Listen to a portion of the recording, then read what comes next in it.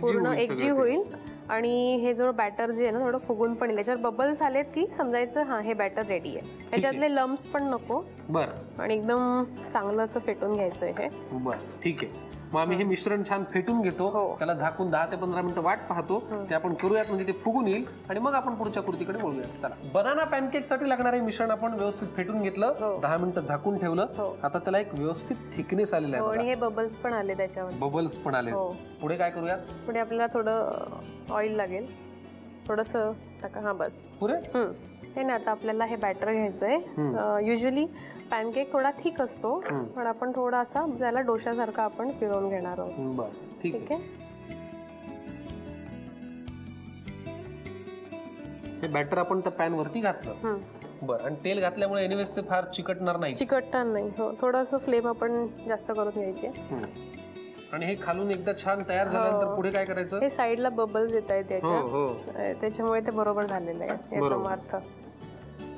याच्यामध्ये गार्निशिंगसाठी chocolate sauce, banana, आपण केळी वापरू शकतो, हनी वापरू शकतो, व्हिप्ड क्रीम असेल जे अवेलेबल असेल ते आपण यूज करू शकतो गार्निशिंगसाठी. आता साहित्यामध्ये हे फेटून घेताना आपण अंड वापरलं. समजा मला अंड यातनं वगळायचं तर आपण थोडंसं याच्यामध्ये लिंबूचा रस 1 चमचा ते टाकून ठेवून द्यायचं जरा अर्धा-1 तास तरी. मग बरं ठीक आहे. हो, तुम्ही तुमच्या पद्धतीने करू शकता. झालंय तयार ते? हो झालं. दोन्ही बाजूने आपल्याला तयार करून घ्यायचं. हो हो हो, कारण इथं थोडंसं अजून बाकी आहे. बरोबर. त्याच्यामुळे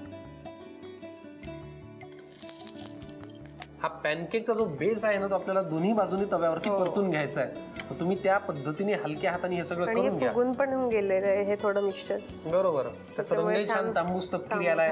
क्रिस्पी झालेलं आहे ते. मस्त लागणार आहे चवीला. वा. त्याच्यानंतर आपल्याला हे लागेल चॉकलेट सिरप. ते आपण पसरवून पण घेतलं तर चालेल आणि नॉर्मली थोडंसं गार्निशिंगसाठी स्प्रेड केलं तरी चालेल. म्हणजे बघा, गोष्ट आवडणारी असली की ती अस्ताव्यस्त टाकली तरी ते छान दिसेल. हो, असं असतं. चॉकलेट सिरप आवडतं आपल्याला. हो, आणि ते वरूनही असंच घेतलं तरी छान. कसंही टाकलं तरी असंच आपण म्हणतो अरे काय चॉकलेट सिरप टाकले, असं होत नाही आपलं. याच्यानंतर आपण याच्यावर थोडे केळीचे काप सजवायचे आणि सकाळी जर मॉर्निंग ब्रेकफास्टला खाल्लं तर थोडं हेल्दी पण असेल. केळी आहे आणि पॅनकेक आहे, जास्त ऑइल पण नाहीये. अंड सुद्धा घातलंय. एक सुद्धा आहे. सुद्धा खूप प्रोटीन्स असतात आणि टिफिनला पण घेऊन जाऊ शकतो आपण. वा वा वा, व्हेरी गुड.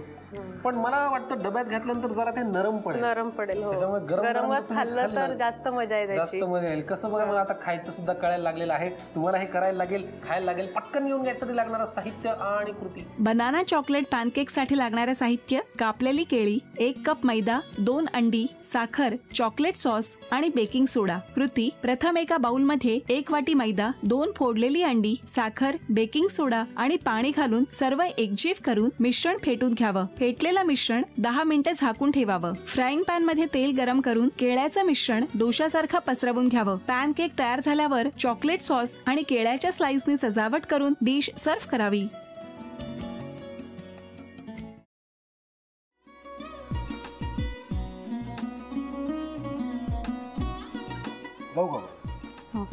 असाच लावू ना.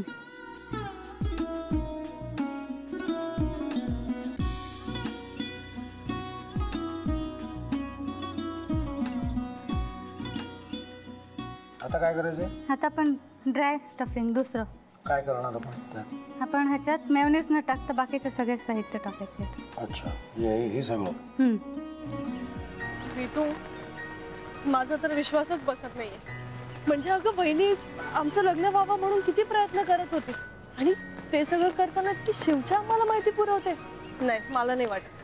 गौरी खूप चांगली असतो म्हणून तुला सगळं जगत चांगलं दिसतं, पण शिव उगाच बोलला असेल का? त्याच्यावर विश्वास नाहीये का तुझा? शिववर पूर्ण विश्वास आहे मी तुम्हाला, पण तो आता हे जे काही करतोय ना, म्हणजे निशा बहिणी समोर त्या राधिका सोबत फिरण्याचं नाटक वगैरे, ते त्याचा काही उपयोग होणार नाहीये. अगं असं कसं म्हणतो?